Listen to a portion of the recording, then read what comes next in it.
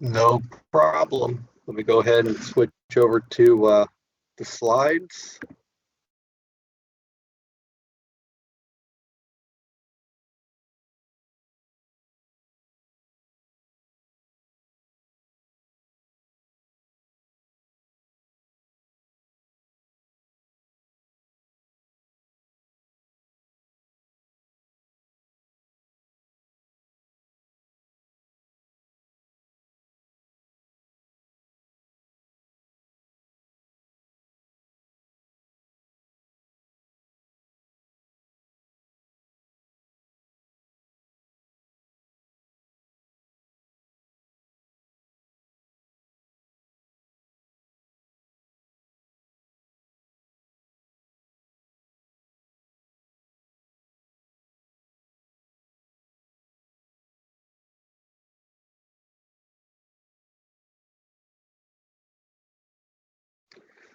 All right. Hey, thank you, John, for that nice introduction. Again, my name's Corey Cannon.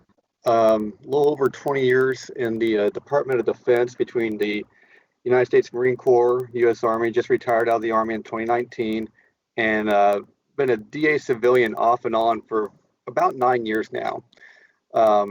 Considered subject matter expert in the DoD space in terms of knowledge and innovation management, and then also currently a student at Bangkok University for knowledge and innovation management, where I'm working on my thesis of how does KM support commander's intent in a combined joint military decision-making processes. So this is going to be our overview for today. I know Paul quite well, and I know he's developed a KM strategy before for Cyber Command and everything, and very good document, by the way. But just this kind of gives you back a little bit of background in terms of what is a KM strategy, how is it important for the organization, kind of the framework behind a strategy, things to consider, and then some sample questions where you're doing your KM assessment, and then how does it fit into the international standard.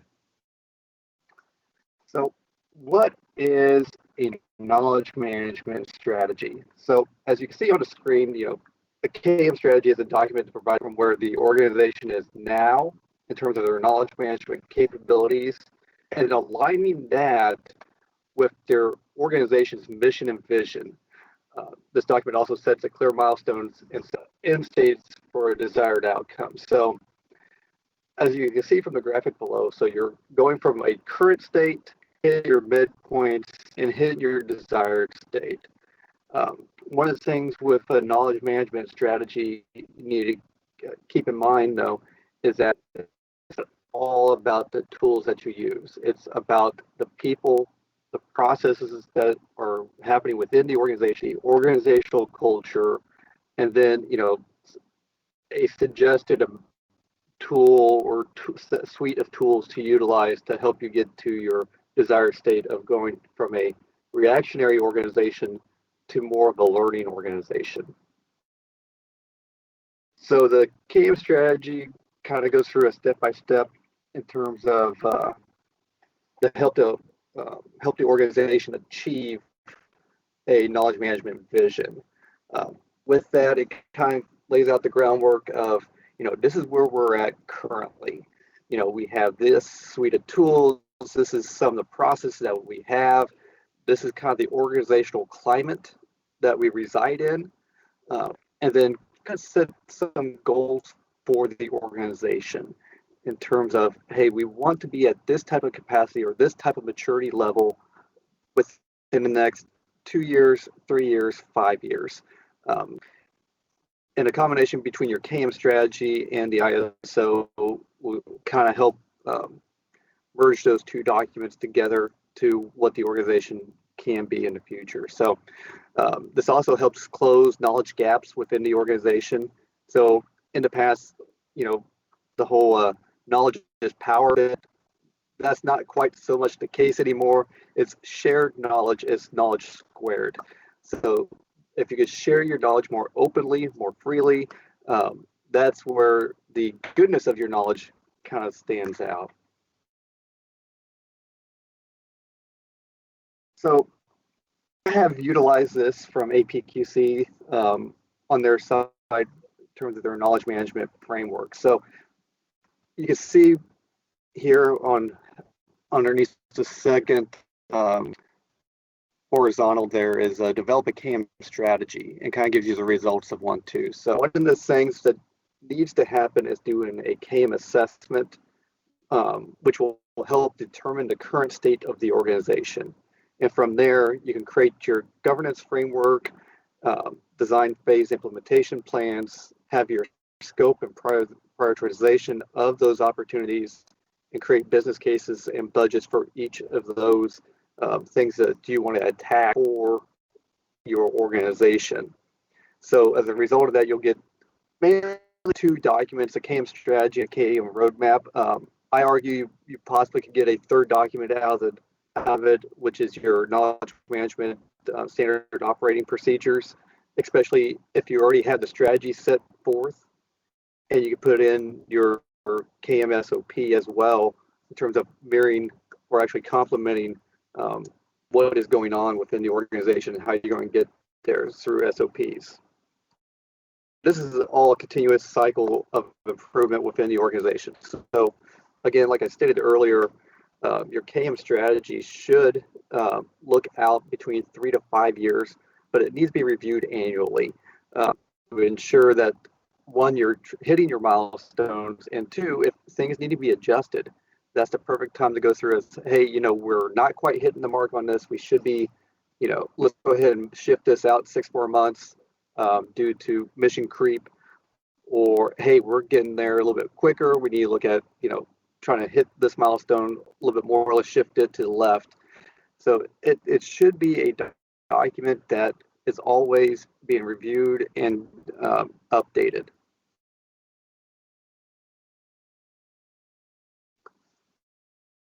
So knowledge management, especially within the DoD space, it has 4 pillars: people, processes, organizational culture, and tools. And when you assess your organization, it should follow the same type of construct of looking at the people, mainly your leadership, how they're involved with knowledge management, especially the stakeholders, and then your knowledge workers. Everybody in your organization is a knowledge worker, whether that be the analyst, or even the janitor. They're all knowledge workers. They all contribute to the overall mission of the organization. Within processes, make sure you annotate which processes are currently documented and are available for the end users to actually view and utilize. Also, if there's any knowledge gaps in the current process, those also need to be identified. Within the organizational culture, this is one of those things that gets overlooked a lot when KM strategies are being put together. You need to first look at the current organizational culture as it relates to knowledge management now, and where are you going to try to shape that culture within the next 3 to 5 years to get it to where it lies more in with the overall mission and vision of the organization. In terms of tools, an inventory does need to be involved with all tools, and that includes digital and non-digital. I know a lot of people say, okay, I'm SharePoint. Well, no, not just SharePoint. It is a tool within a bigger toolbox that we all have. So even your map boards and wing boards and acetate paper, dry erase marker boards are all KM tools that can be utilized, even sticky notes. But how are those tools being utilized for to connect people and to actually get tacit knowledge to explicit knowledge within the organization? So that going from what's inside your head to what's actually being written down and codified for the organization. How's that being transpired and taking place, and what tools are being utilized for that? So I snagged this from Dalkir. I actually met her a few years back, but she wrote great book called Knowledge Management in Theory and Practice. Um, so she goes through the people, process, organizational culture, and tools. But one of the things that she put on there is the benefit. So how does it benefit the organization? Value from knowledge management. This is one of the things that should really be looked at when conducting your strategy. Is what benefits are you looking for within that 3 to 5 year time frame from your KM, not only KMT, but also the organization conducting KM. Um, so some of the questions along the side here are some of the questions that you need to ask even before you do your assessment. Do we have KM processes in place? Does the organization support KM? Do we have the right tools? A lot of times we have the right tools, but just not utilizing them to their full capacity. Whether that be just the lack of knowledge of the individuals that are the OPR of that tool to how to gain additional capabilities on that tool, or is it policies within the organization keeping that from being a fully effective tool for the organization, and are also the people ready for a knowledge management shift within the organization.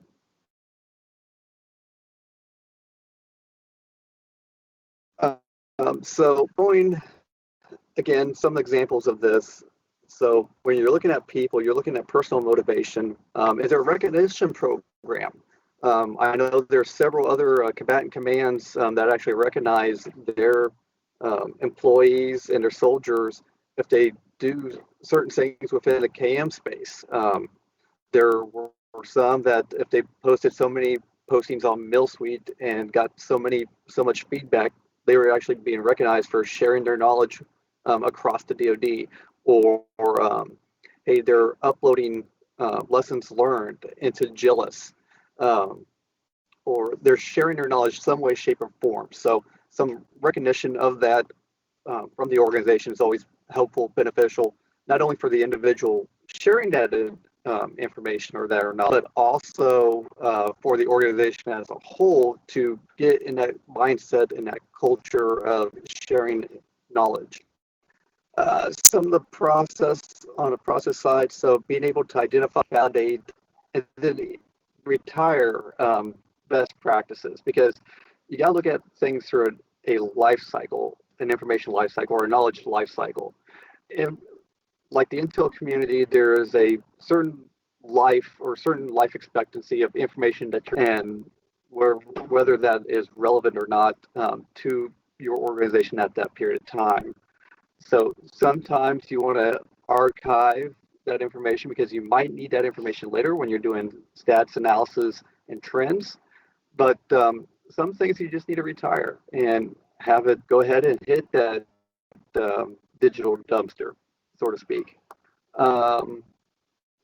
One of the things to do, though, instead of before just trashing it all together, is make sure you put a lessons learned or lessons identified document together that supports what you're doing as an organization. And then also have a seamless part of everyday business in terms of, how do I, put together leave, TDY, all those sort of things. Make sure that they're codified. And I would suggest even in a single location for all business practices, being a one central location for the organization, to be able to make it easier for end users to find, hey, what's the process for this? What's the process for that? It's one-stop shop for all processes. So in terms of the organizational culture, there will be some new rules and roles and responsibilities that would possibly take place because you're trying to change the culture. A lot of times we're in organizations that's very reactionary, especially downrange, where things change at a moment's notice. But going from a reactive organization to a proactive organization, being able to read the tea leaves, so to speak, of, hey, we're coming up this time of year, we know these things are happening, and being able to predict because we're actually reading our lessons learned and everything. Also got to review those policies and incentive rewards. to provide incentive for your employees to share their knowledge. In terms of tools, repository intranets to share, mainly to collaborate and share information across the staff, the command, subordinates on how that's being done. I know with COVID-19 and DoD investing heavily into Microsoft Teams, that's been a huge shift in the digital culture and collaboration culture within the DoD space across the board. Now with Microsoft 365 or O365 going to be online here soon for all of us, being able to see if there was any of those cross connectors that we could all talk, collaborate on as a larger DoD type community. Also got to look at how you are conducting meetings, because I consider meetings to disseminate or to transfer knowledge from one person to many. So being able to share on how you're doing your meetings, how they're being conducted, are there more effective ways to present information? Those are things to look at underneath the tools as well. And then the benefits of that, going more into the organizational learning aspect of things, which can improve individual performance. So everybody's DP map can shine 5 stars for the end of the year. Having a knowledge sharing culture. So being able to know, hey, I know this is mainly a J1 issue, but hey, someone in J3 may need to know some of that information to be able to make decisions for either themselves or their soldiers underneath them. Looking at cost savings and also competitive intelligence all around.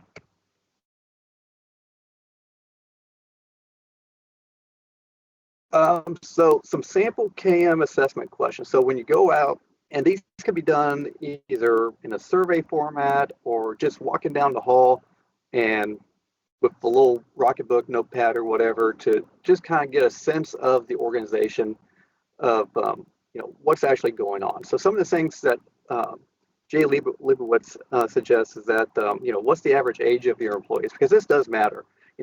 Is your organization on more of a younger side of the house where there's going to be more knowledge retention in the long run, or you got a more of a mid-grade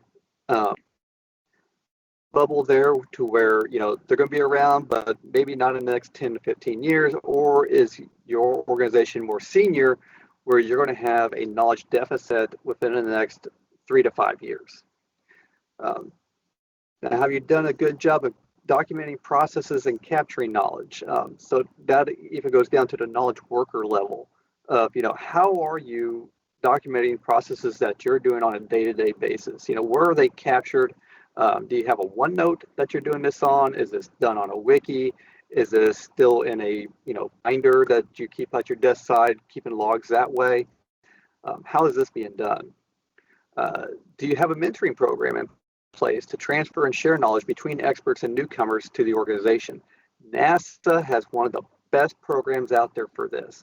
And in fact, one of the things that they've done is videotaped a lot of this in terms of their projects, and being able to have the subject matter experts up on stage and say, hey, this is what our project was, this was our goals for this project, this is some of the issues that we had, some of the hurdles we had during that period of time, and this is how we solved them.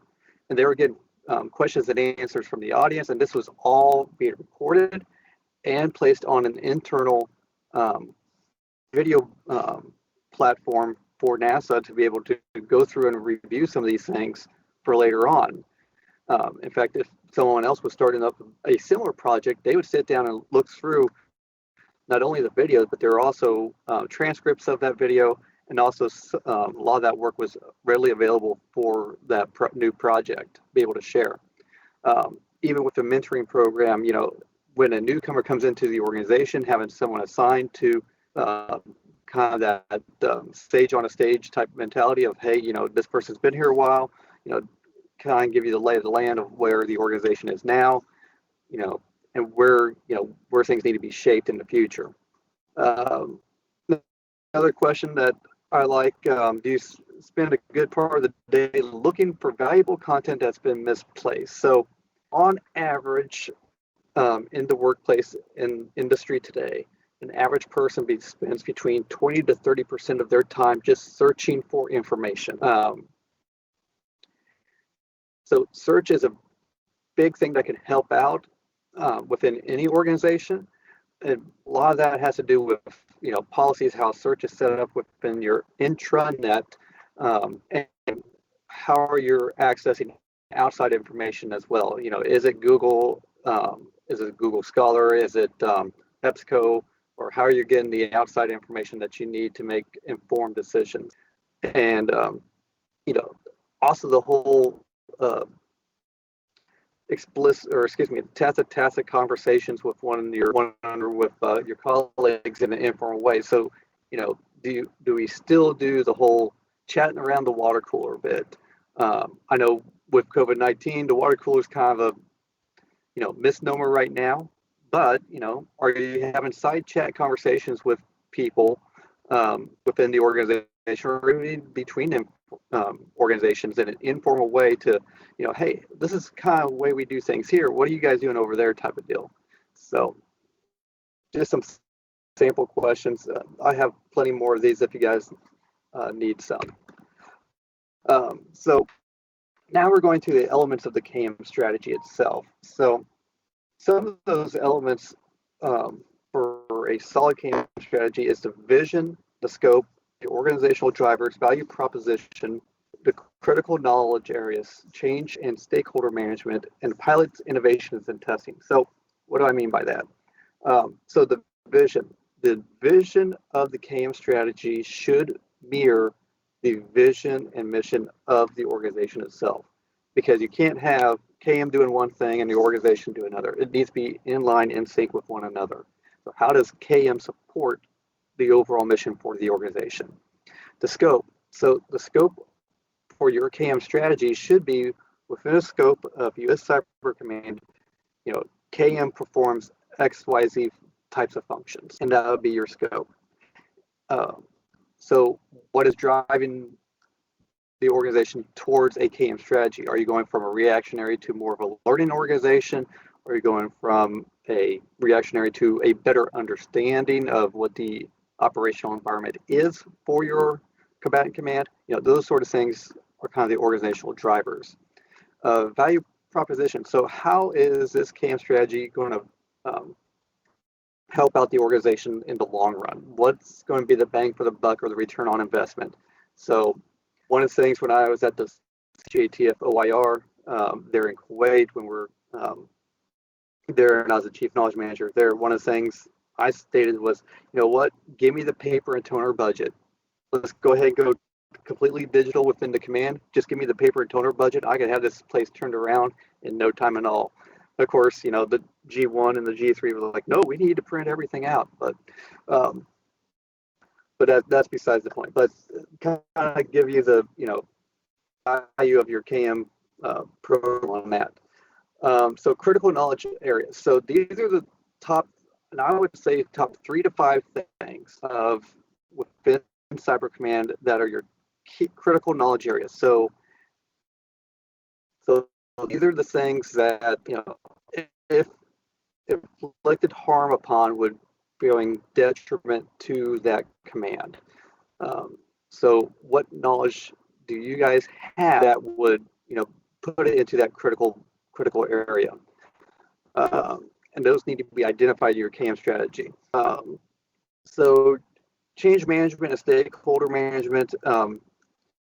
So having a good change management program within Cyber Command would be good. I know that there's an organization called, I believe it's ProSe, that teaches change management, and you actually can get a certificate in change management.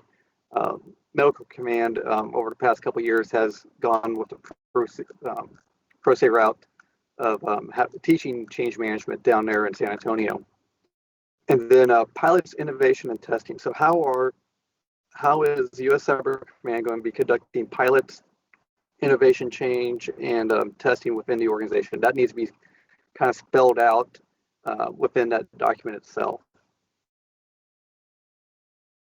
So I know John's heard me and Paul both have heard me say, there is a standard out there. There is an international standard out there, and it's the ISO 3041. So game strategies themselves actually can, if you guys decide to go want to have be ISO certified, your game strategy actually covers clauses 5 through 10 for that certification.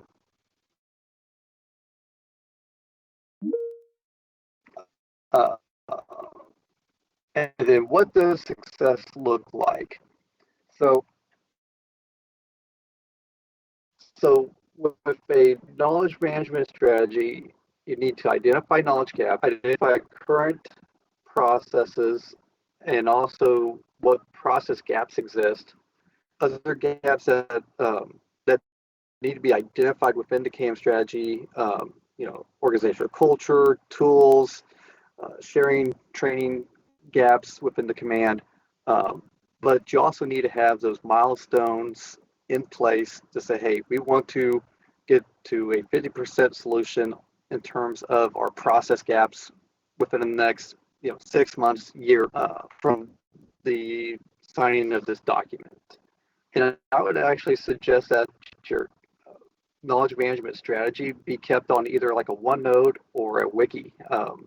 Just for the simple fact, things change with a new organization, not only with leadership changes and everything else, but also the culture shifts and change as well. So being able to look back and being able to update your strategy when needed be a good thing. So are there any questions about a knowledge management strategy?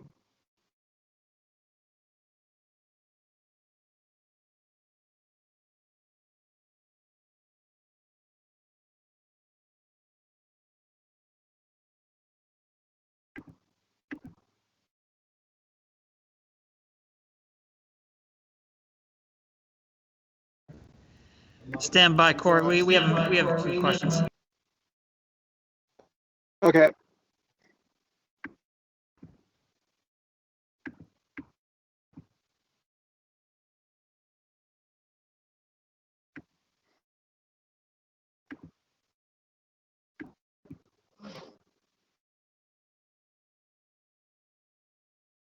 I can hear you now.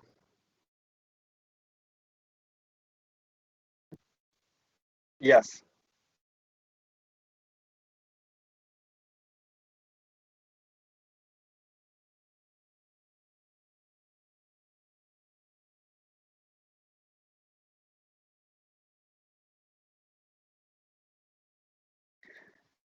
Okay.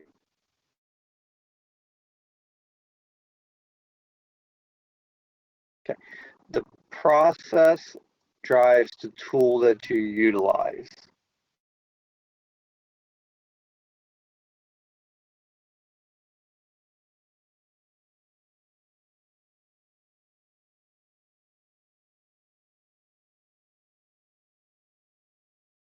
Hey, John.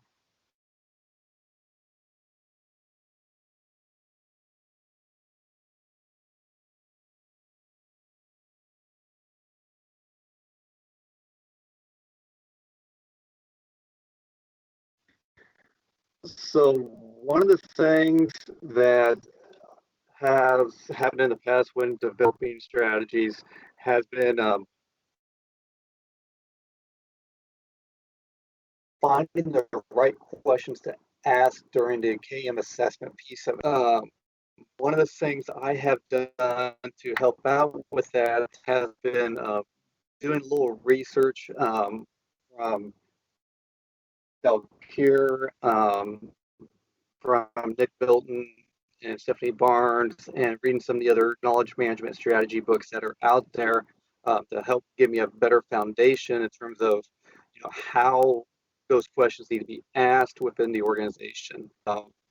Another thing that another hurdle I have had in the past was getting the chance to talk to leadership about the knowledge management strategy and getting their opinions about that. So those are kind of a couple of things that a couple hurdles I've had in the past, but being able to read source material and then also be able to get in with leadership about how they are contributing to the KM strategy.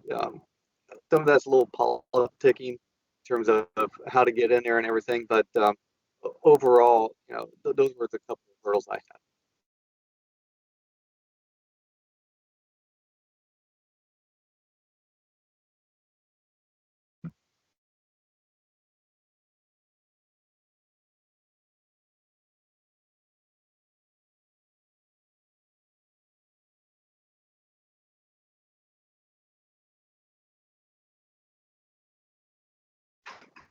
Well, thank you, John, for the opportunity.